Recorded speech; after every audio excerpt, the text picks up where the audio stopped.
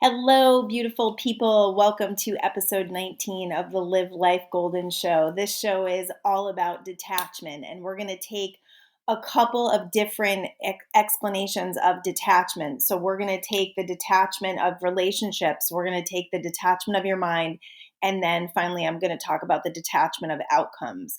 Detachment is something that is really necessary if you want to be a powerful creator. If you want to take control back over your life, you have to get detached from the things and the conditional way in which you live. Like conditions are telling you how you feel. In order to become detached, we have to have space between us and our mind. And that's why we're going to talk about the mind.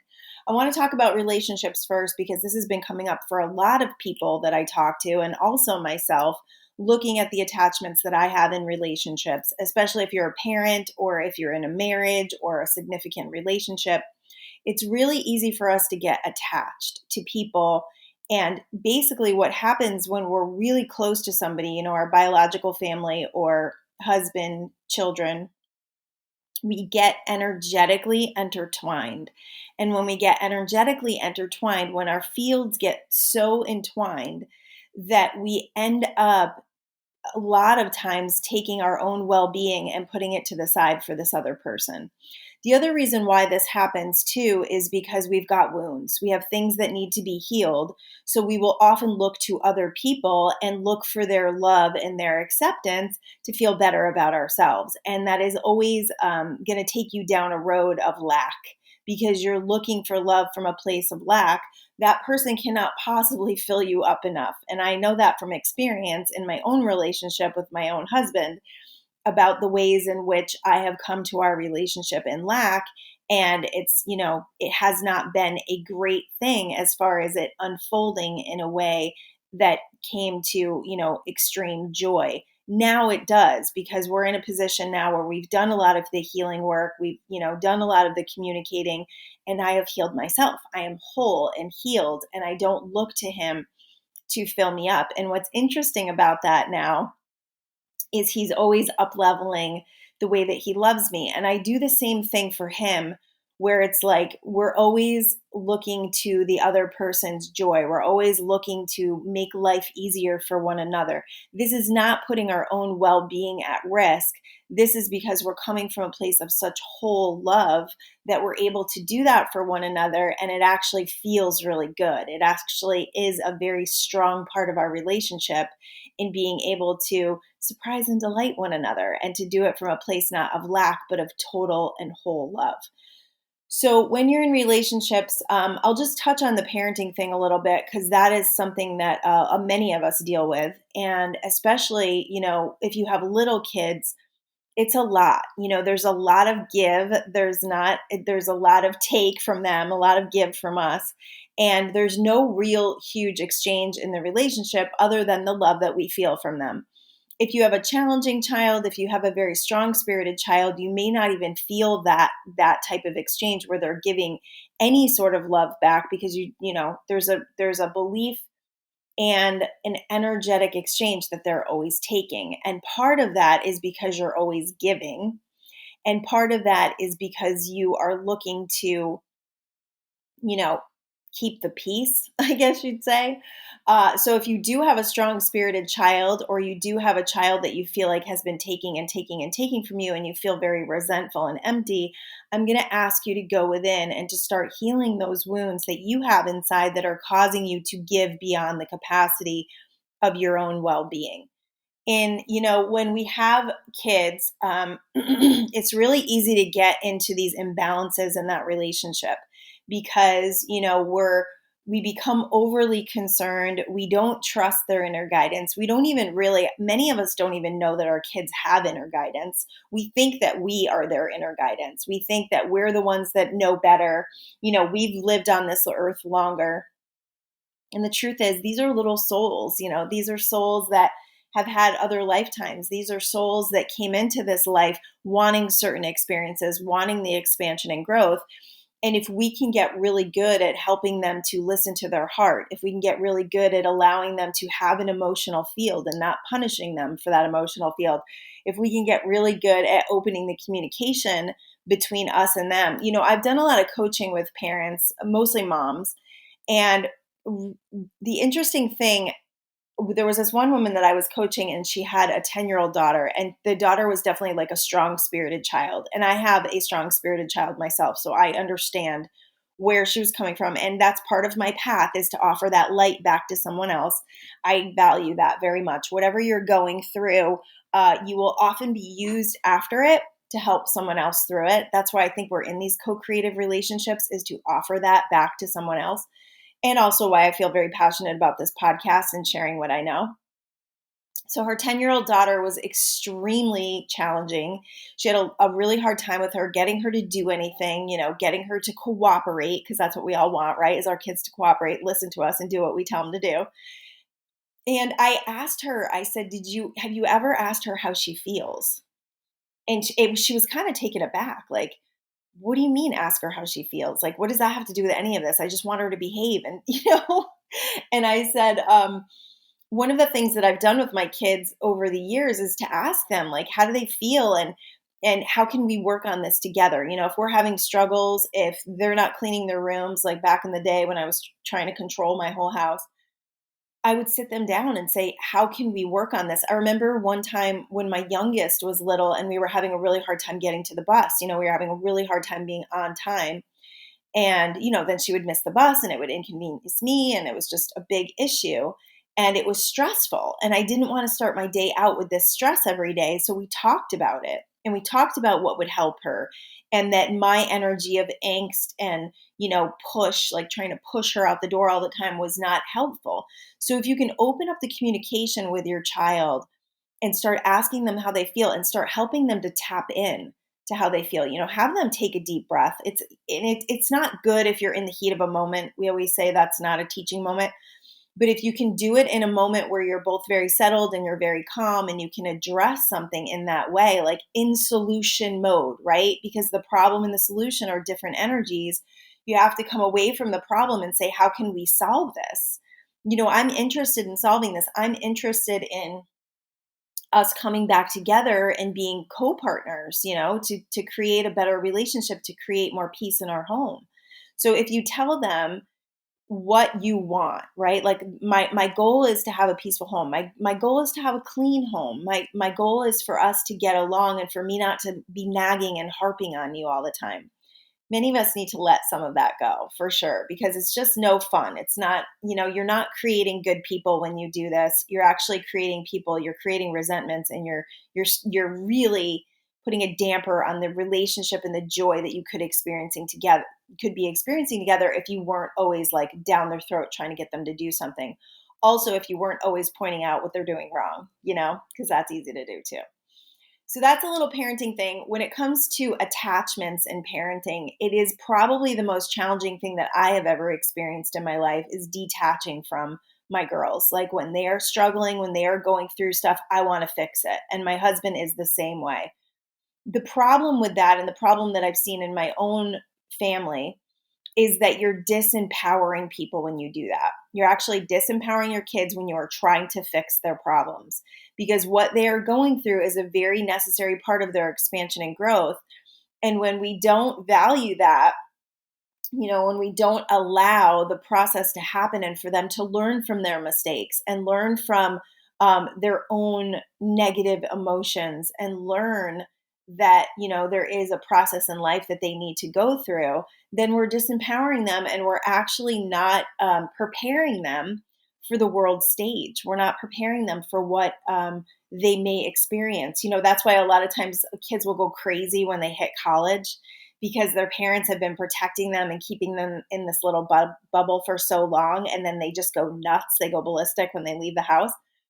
So this is more about like trusting their inner guidance and detaching from anything that they're going through, because this is the thing. Okay, so I've been through some really challenging times with my teenagers, for sure. And the ways in which I watched the energy shift was when I started to back away from it, when I stopped worrying, when I stopped having so much anxiety, when I stopped seeing them for their pain and believing that I had to find a way to get them out of pain. these kids are going through their own emotional journey, and there is things as, such as depression and low energy and dense energy. And, recently one of my kids was going through something and I said, you have to find your own solutions. Like, I can't keep being that person. Because of the work that I do and because of the beliefs that I have, I don't ever think that anybody needs to stay in that really low frequency for very long. And I will always share the information that I have with my kids. They know that, like, mom's life coach, But if I'm always trying to solve their problems, then they can't manifest. They can't manifest their own things, their own people, and the people that they would be in alignment with. So sometimes we need that outside assistance, that energy healers, or actually, my daughter saw a massage therapist who's like amazing and released a lot of energy for her. And then it's, being a sounding board for them, like being there for them, being able to talk to them and help them through stuff and see different perspectives, but not necessarily being in the problem with them. When we are overly concerned, when we are hypersensitive to what's going on with our kids or in a relationship, when we're hypersensitive about another person's journey, and we feel a lot of sadness, we feel a lot of grief, we feel a lot of powerlessness because it's their journey. We can't do anything to really fix it. Once we start to detach from that, then they're going to be free to create their own solutions. But a lot of times our energies can lock, they can get locked in. And then the energy doesn't move, it gets really dense. And then you're just worrying about them and they don't know what to do. And then you're putting all this angst on top of them. The other thing is, we don't have their view. So we don't have their perspective because we don't live inside their bodies. We never have. So we may have witnessed their life experience, but we don't really know how they feel. There was one mom that I did coaching with, and she was very sad for her daughter because she wasn't super social and she didn't go out and she didn't have fun. And so the mom's coming from her experience, like what made her have fun in high school, like what she did in high school that was so much fun, like going out all the time with my friends and, going to proms and going to dances, and all of that was so fun for me. But her mom was a very social person and she was not. And I said, you're being sad for her when she's not feeling sad for herself. You're wanting something for her that she doesn't even want for herself. So we can really mess ourselves up when we get very attached to what we would love and we don't really consider what that other person would love. So we feel sadness for no reason. It's crazy, but it totally happens, especially with our kids, because, our thinking, I don't know about you guys, but us as parents we have always had that feeling or that vibration of, we want our kids to have more than we had, right? We want them to feel more love than we had. We want them to, have a better life, right? Like, isn't that always our intention? Like, we want our kids to go further than we did. But what happens when we do that is we don't really value what their experience is. They may want to travel. They may not want to go to college. They may choose different paths, which each one of our kids has chosen way different paths than the social norm, right? And they listen to their heart. And when they listen to their heart and they follow through and they follow their dreams, it's not necessarily what we want, and that can be a hard pill to swallow, but it's about detachment. It's about detachment. So I've been practicing detachment a lot and recently, so I'm like, okay, so I'm a Virgo, and I don't know if that's why I'm like this, but I'm very much like like I need things to be even and balanced. So if I have something on like my mantle, I like to have two of them. Or if there's pictures, I like them to be very balanced. It's just like the way, I don't know if it's my feng shui or what, but it's the way I've been forever, for as long as I can remember. And I like things like neat and organized. And I'm very blessed that I have a husband that's the same way. Don't know if he would be that way if he wasn't with me, but I think he is. I mean, it's definitely his personality, but together we make a really good team in that, like the house, being organized and just liking things clean and situated. He might be even a little crazier about that than I am. So yesterday he was outside, and he's such a good man. He was planting flowers for me, my friend from my kindergarten is coming to visit today. And so we had picked out some flowers and we were beautifying our backyard, and we had gotten 2 flowers for these 2 pots. And one pot already had some beautiful flowers in them, but I like my even balanced situation. So he starts planting and he's like, I just really don't want to take those flowers out of there. I feel like I'm going to ruin them. They're already so beautiful. And so now we have 2 different flowers in these same pots that are, like right next to each other. And I let it go. Like I said, I can let that go. So I'm at choice, right? Like that's not something that I'm going to look at that needs to create any sort of misery for me. I can detach from that. I can detach. And that's why I don't necessarily like the, looking at our saying like, oh, I'm a Virgo, so I have to be this way. Or, this is the way I've always been. This is something that is important to me and I can't let it go. And when you get that rigid in your life, that's when your life is going to be challenging. That's when you're going to find a lot of reasons for misery, and you're not going to be able to tap into those higher frequencies that you could by letting it go. So by letting it go, I avoided a lot of things like issues with my husband or issues in my own mind, right? Like having that monkey mind just turning against me and being dissatisfied with something that was so satisfying, like these beautiful flowers in my backyard. How could I possibly be dissatisfied by that? So that's a small little thing, a little detail, but it's a big thing. It can become a really big thing in your life when you can let those things go. And I've done a lot of that in my home with my children, and not necessarily, my kids are not messy by any means, but they do things. They leave dishes. They do things. They definitely still do things. And I remember when my older kids were young teenagers, like 18, 19, which by the way is a very interesting time in their development and ours as parents, because that is when like we really have to start letting go. And they tend to do things to really piss us off and like make us not like them. And that's part of the evolutionary process of them being able to leave us, like being able to become independent. So I know this. It's not always, I'm not always rocking it, but I know it. So I remember being like, I don't want my kids to remember like their last year in my house or their last years in my house that I was always nagging, that I was always having a problem with them doing things. So I started to let things go at that point. And that's when my parenting really shifted in a way, and my home, like the energy of my home really shifted in a way, because it was less about that power and control and more about the peace. More about creating peace in my home. So do I have to pick up dishes sometimes and bring them downstairs? Yeah. Do I get mad about it? No. I let it go. And I know, especially because I have adult kids now, that they're going to take care of themselves, that they're going to clean up. They all grew up in a very clean and organized home. So that speaks more than driving them to these responsibilities that 18, 19 years old, they have no flipping interest in. Like they are only interested in going to work and having fun, and that's it, pretty much. And they're only really concerned about themselves. They're really not thinking about me very much. So I don't need to take any of that personally.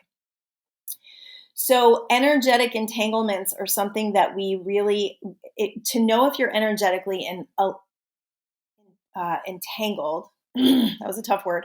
To know this is when you are hyper concerned with someone, when you are putting your well-being above theirs, when you are constantly worried about them. Worry is a really good indication that you've got some energetic entanglement going on. When you allow their mood to alter yours. So this was something that definitely I struggled with my husband, because he actually is barely ever in a bad mood. I'm not going to lie. And he has a pretty stressful job. He runs a big remodeling contracting company, and he has to deal with a lot of people and a lot of things, and not always optimal. And he works a ton. So every once in a while he would get in a bad mood, and then I would get in a bad mood. And I realized that never served either one of us. I started to realize that when I drop my vibration to his vibration, or if he's in a bad mood and I get worried about him, if I get worried about his stress, or if I get sad that he's not happy, that will perpetuate that vibration. It will keep us all in a low frequency. And then eventually we're going to either end up fighting or not speaking or whatever, that low frequency leads to.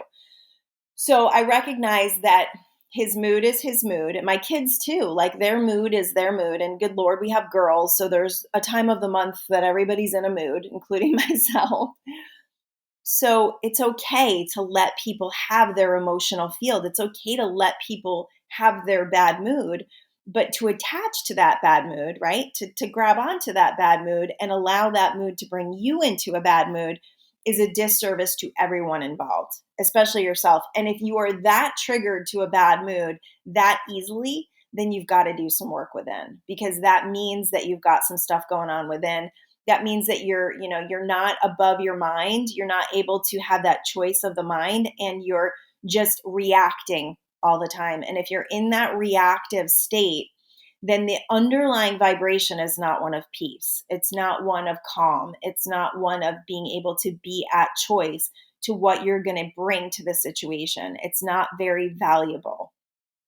And we're human, so it's understandable. But if you want to gain control over it, that's how you do it. You have a meditation practice every single day. And I'm going to dive deeper into meditation today because I have a lot of people that are very interested in learning more about meditation, about mastering meditation. You have a quieting the mind practice. You're going to have space between your mind and your reactions, and you're going to be able to choose a lot better, a lot easier. Plus, when you have a meditation practice and every day quieting your mind practice, you're going to be in a higher frequency. So it's going to be harder for people to drag you down because you're not in those lower frequency states, irritation, all that good stuff. Loving from a place of lack is also part of having that energetic entanglement. When you've grown up in situations where you didn't have a lot of love, or you didn't feel a lot of love, or for whatever reason, like your parents could have loved the heck out of you. For whatever reason, there's experiences that happen in our life where we look at situations and we take on these untruths about ourselves. We take on these false belief systems about ourselves. And when we do that, we tend to start feeling lack. We tend to feel lackful. We feel unworthy. We feel low self-esteem, low self-confidence. All of it comes because we didn't truly believe those that loved us, and we believed the ones that didn't. And there's a reason for that recently just got downloaded to me. One reason, at least, that got downloaded to me. When we are adolescents, or even before that, when we're taught certain things, and when we see, when we get into lower frequencies like bad moods, hormones, like when we're adolescents, our hormones are going insane. Because of that, we can tend to be in lower frequencies. Because we're in lower frequencies, we start attracting more things like it. People, different things in the environment, thought forms in the environment. So there's all these thoughts and all this energy in the environment from past people, and from even from non-physical support. There's all these frequencies. There's all these entities or physical, non-physical beings on these different frequencies. And when we pick up on it, that's when we get more of it. That's why you can tune into something. You can tune into a story, or you can tune into a belief system about something, about the world or whatever, and you will get more and more evidence keeps coming to you about it, because you have created a foundational belief system. And these foundational belief systems often are not true, especially if they're, of anything that causes you to feel not valued, not respected, not worthy. They're not of your highest and best.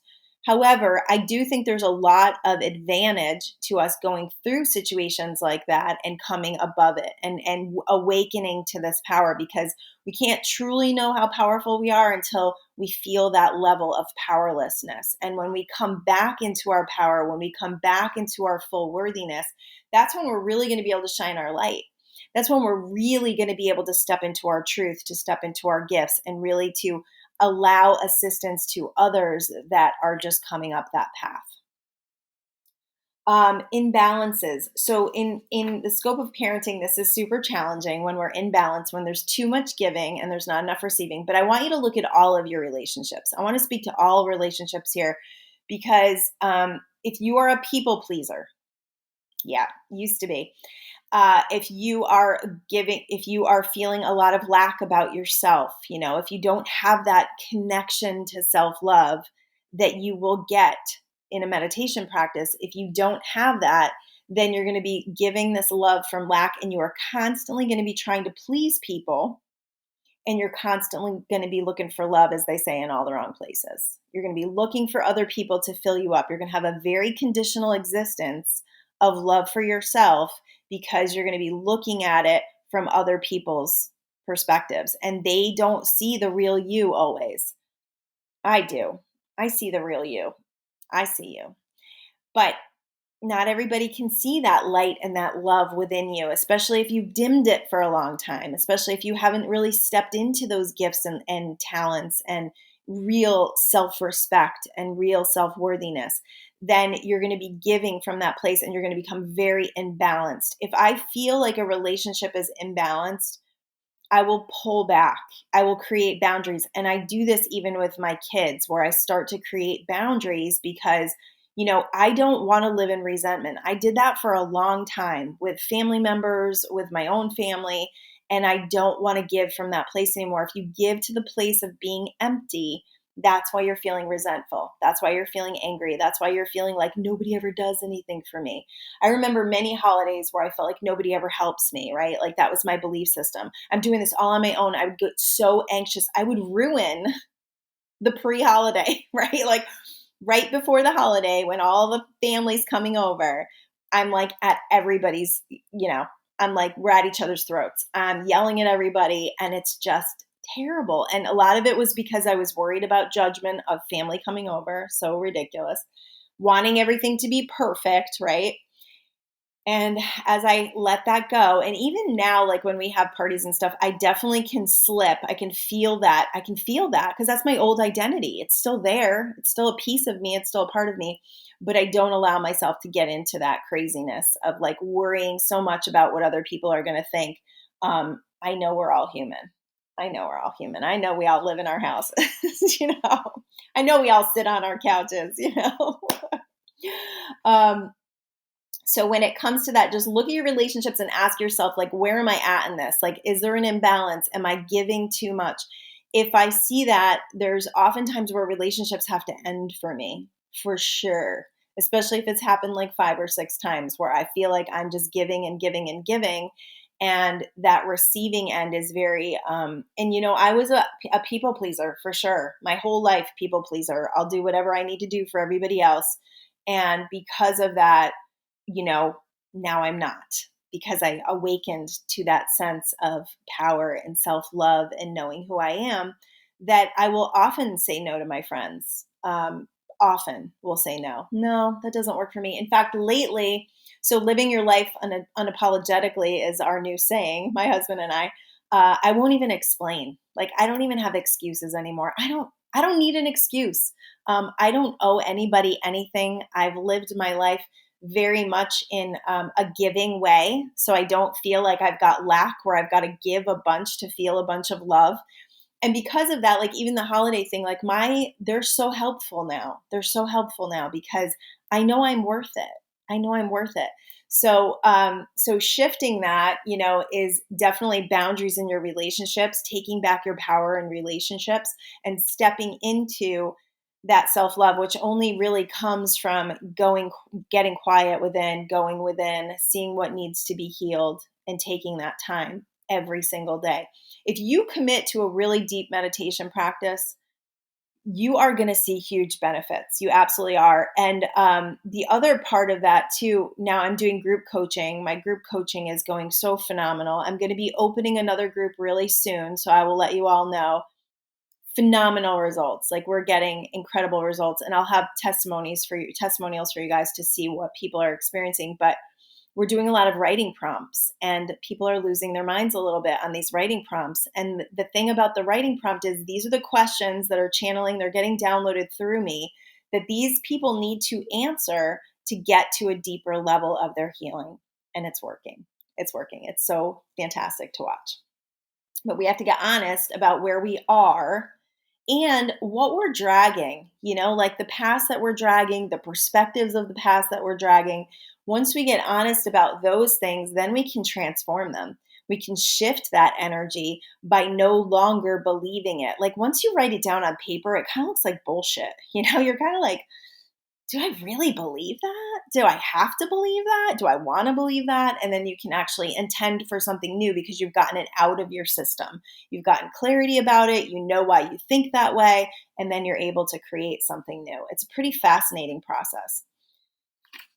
All right. So, detachment from the mind. Let's jump into this really quick. Meditation practice. Your meditation practice is so important. I cannot speak that enough, apparently. So when you go into meditation, you're not trying to get anywhere. You're not trying to get anything done. You're not trying to accomplish anything. It really, truly is a letting go process. So you can put on some music. You can put on an air conditioner, like something that just has that noise to focus on, because your mind always likes to focus on something. I have listened to a lot of guided meditations. I love Joe Dispenza. I had like a love affair with his meditations for like a year. Love Fred Dodson. He's one of my favorites. Right now I'm doing silent because that's what I feel called to, is just complete silence. And I'm getting deeper and deeper into the silence. What I realized is that when I let go, it's so blissful, first of all, you guys. It's so blissful because you're not in the doing, the having to the having to get things done. You're just letting go. You are giving yourself a break just to be. And you're not working on your healing. You're not doing any of that. Your healing is working on itself, honestly. There is a process that you can do that I can share with you about getting to that healing process. But in the very beginning, you just want to sit. It's going to bring shit up. Trust me. Like throughout your life, I've had people that definitely had, some crying jags, some things like emotions coming up because they've never really allowed themselves to feel them. So in the beginning, it can be a little cray cray. And that's why I like to say, I'm here to support you. We have our M21 group for support. I have my Live Life Goldyn page for support. And then I'm doing this group coaching, which is kind of like locking arms with me and then walking through that process of energetic healing together so that I can help you to process a little faster and to help you to really get in touch with your your wounds and what needs to be healed. And also the energy release part of it is huge. Getting that energy out of your body, calling that stuff out of your body helps us to get to a deeper level in the process. So when you're letting go, when you're just feeling that space, your mind is there. It's there. It's going to kick up. It's going to kick up even stronger when you start a practice, but it's just coming back to the breath. It's just interrupting and deciding and coming back. I don't have a whole lot of thoughts. There are days for sure, especially if I have a lot going on. One really good tip is to write things down before you sit down. So like write your to-do list or write your worry list or write whatever you need to, like dump. They call it dumping. Dump before you meditate, because that will help things to just get out so that they don't have to be reminding you constantly. But it's just a letting go, like constantly letting whatever's coming up go. And it's sitting in that silence. And eventually, like, this is just going to be like a slate, like a clear, clean slate. And you're going to be able to just get in this wonderful, blissful place. And, I've seen lights, I've seen some pretty amazing geometric shapes and things, but that's not the goal. That's not the goal. The goal is just to let go. It's to drop everything and to become detached. You get so detached. And I've had people do this in my group. I do have a gift for helping people get even deeper because I have spent so much time in meditation. My group will just be like, I went somewhere else. I think I fell asleep. And I'm like, no, you didn't fall asleep. You're going beyond. So when you go beyond, you're losing your body, which means you're going into your consciousness. You're going back into the stream of consciousness where that high, high, high frequency is, where that expression of infinite energy is. And that's when you're going to open up your wisdom channel. That's when you're going to open up so many possibilities because you're no longer in reality, which is very dense, which is very real, which is way less than the energy of what we can see. Reality. It's way less than this miraculous, infinite intelligence of energy that's all around us. Yeah, it's way less. So if you're only living in reality, if you're a realist, If you're just, this is the way it is and this is the way it's going, right? Like if you look at situations and you're like, this is the way this is going and it's totally working out the way I don't want it to, you are not creating from your power.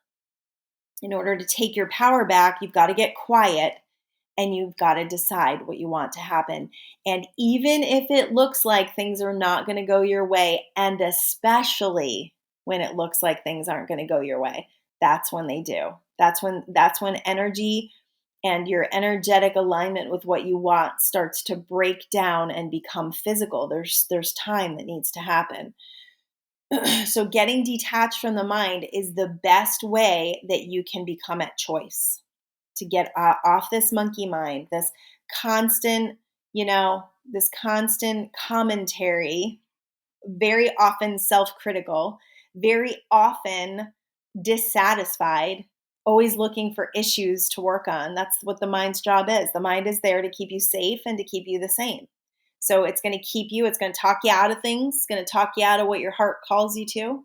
And in order for you to really step back into that space of knowing who you are, that true inner truth, that inner being of who you are, you got to get quiet. You got to quiet that mind. You got to gain control of it. You got to train your mind to create your life. You got to train your mind to hear your heart, to really get into that heart space where all your answers are, where all of your intuition is. That intuition that's going to connect you to the miracles. That intuition that's going to allow you to invite in your co-creative partnership with the universe, which is fabulous. Okay. So when you when you come into that meditation and you start to realize that like the other day I was meditating and I had a phone call that was supposed to happen and it didn't happen. So I was like, I'm just going to sit down and meditate. And then if the phone rings, I'll answer it. Not the greatest idea, I realize now. So the phone rings, scares the crap out of me because I'm like so deep in this meditation. And then I have to answer it and have a conversation with somebody when I've been like somewhere else. So keep your meditation practice very sacred, I would say. And when you start to lose, like what's going to happen is you're going to start to lose that and you're going to go, oh my gosh, I'm here. And then you're going to be thinking again. So it's just coming back to that stillness, that quiet, that beautiful space inside of you, which is who you truly are.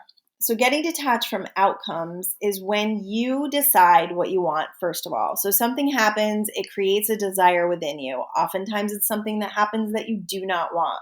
When you gain that experience, you're going to have a strong desire. And the habit is to start thinking about what you do want. It's to worry about what you don't want. When you worry about what you don't want, you activate a lot of energy in that direction, not to mention you ruin your life experience because you take yourself into misery. You get really upset, you get really triggered, you feel really powerless, and it's hard for you to gain your footing. In order for you to take that power back, it's about getting into your space again, right? Getting into that quiet space and getting really diligent and really good about asking yourself what you want. And then interrupting any thought that goes against what you want. It's like, this is what I want. This is how I want to feel. Even if you don't have a ton of clarity around what you want, that meditation practice is going to gain that clarity for you. And then watching the energy.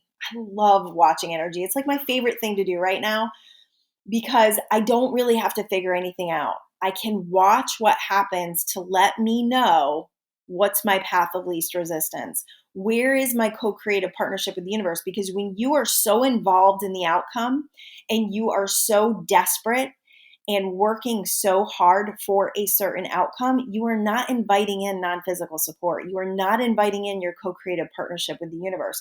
You're saying, if it's to be, it's up to me, and I gotta make it happen, which is a very old way of thinking. If you want to get into the new way of thinking and the new way of creating, which is of ease and flow, right? Allowing life to flow to you, allowing the things that you want to be creative energetically so that they can come into the physical easier, then this is the way to do it.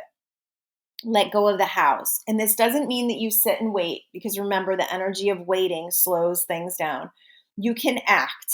Just pay attention to what you're acting from. If you are acting from desperation, it's going to work. It always works because action will activate energy, but it's just no fun. It's no fun. It's much more fun to watch the energy flow and to make decisions from that place, to go, oh, so this is the way I should go because this is what's opened up for me. This is the path that is opened up for me and it feels the best. If the energy is dense and it's getting really hard, it is not the right path. It's time to take a step back.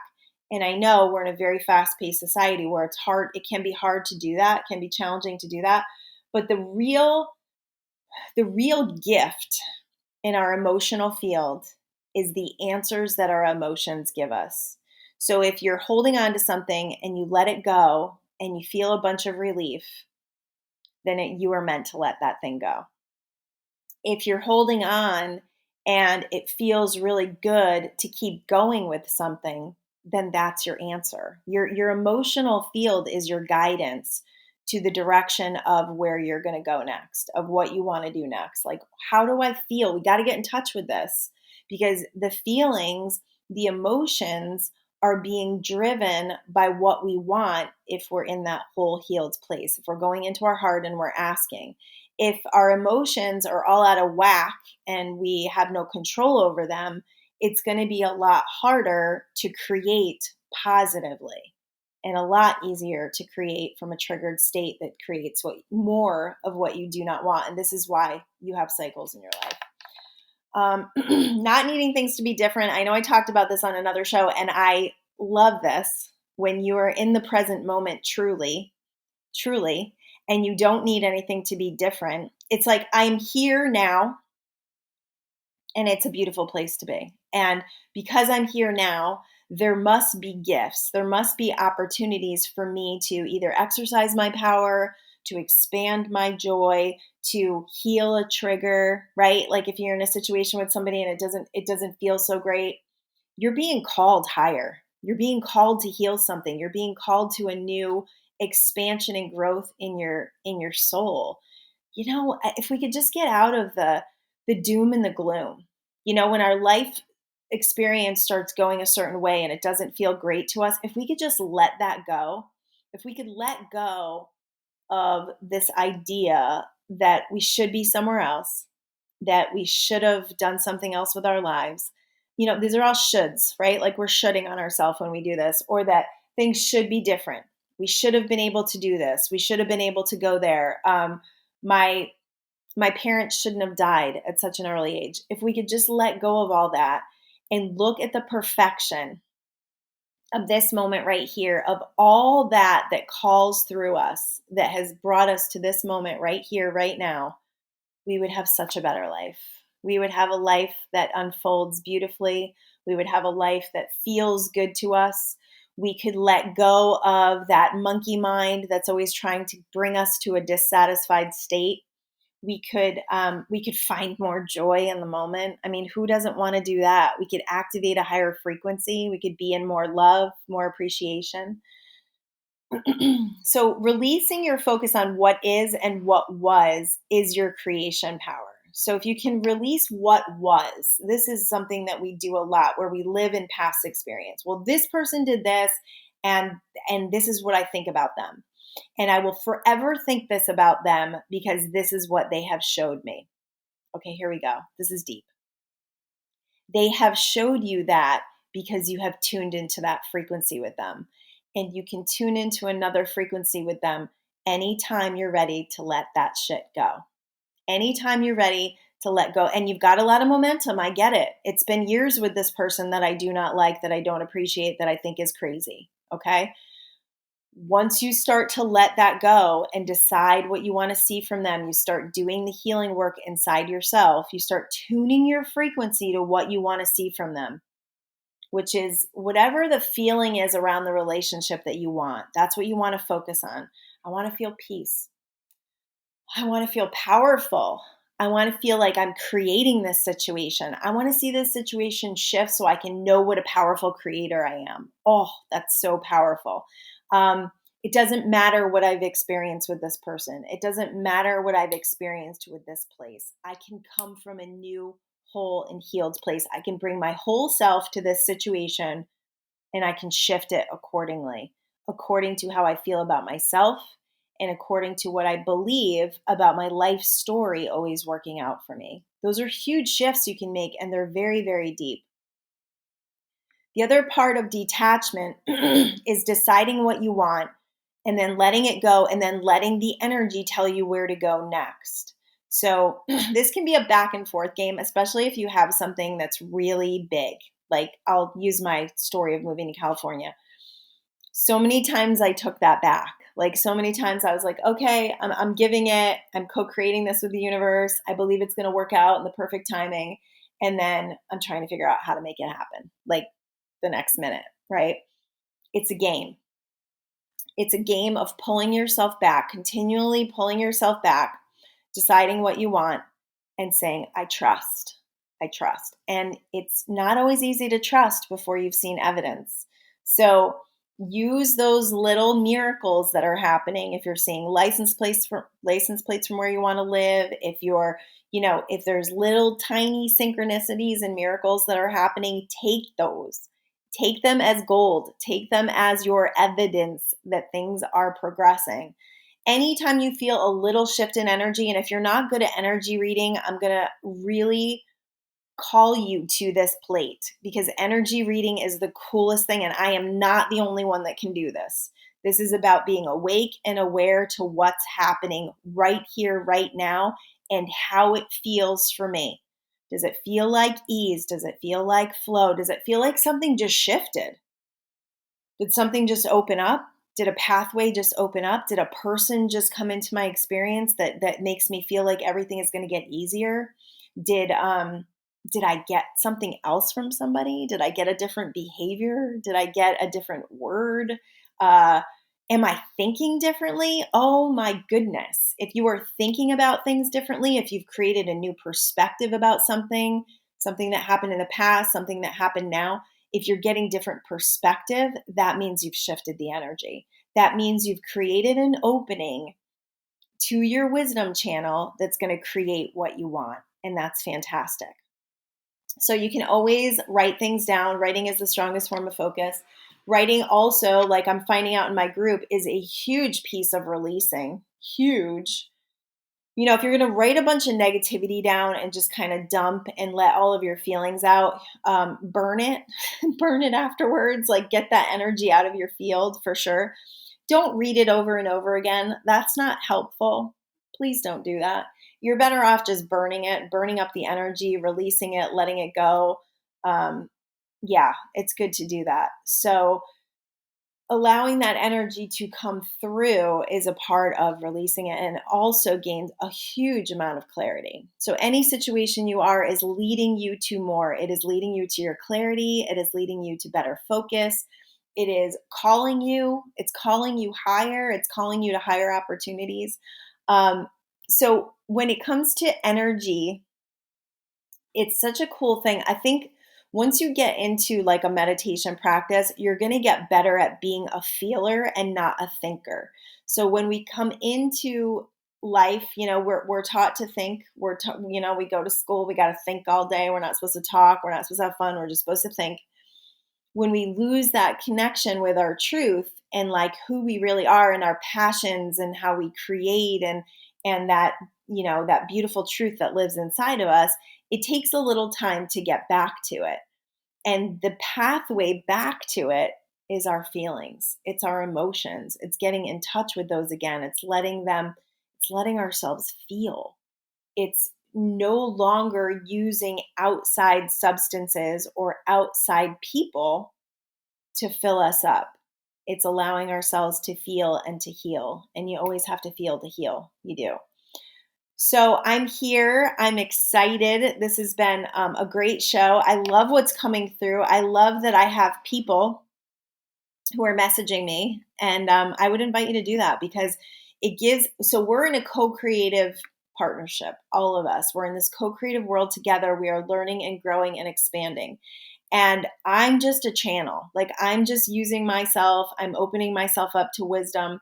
And I'm using my life experience to share with other people to allow them to come to new awarenesses and new growth and expansion. And It's my passion. There's no doubt about it. I feel so good about talking about this. It's like, why would I sit in my room and talk to myself all the time? I don't know, but we are up to 750 downloads. So somebody's listening. So thank you. Please, please, please share this with your friends. It's the only way that it's going to go super viral is if we get lots of people that are sharing the message and making our world a better place. Like helping people to take their power back is what is going to create a better world for us. It's what is going to help us take the power back, because I know there's many people that feel very powerless right now, that feel like their freedoms are being taken away. And if we can come back into this powerful state where we know who we are, we know how we create, and we know that what we focus on expands, we're going to take the power back. And we're going to create a world that is even better than it's ever been before. And that's what this whole thing, this whole place that we are in the world right now, that's what it's about.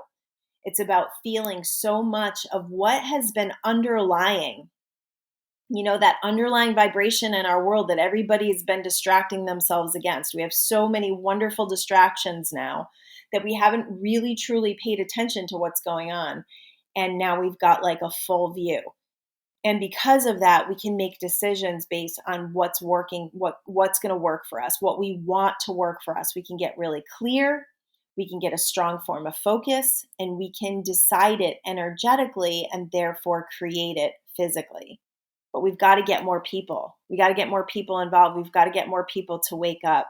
We've got to get more people to step out of fear and to step into faith and to trust that what's happening is a huge part of the world expansion and growth, so that we can all come back in unification, in love, recognizing that we are all one, that we are here to love one another, to grow with one another, and to shine that light to those. Anything you're going through, you will be used. You will be a vessel of truth and of healing for other people.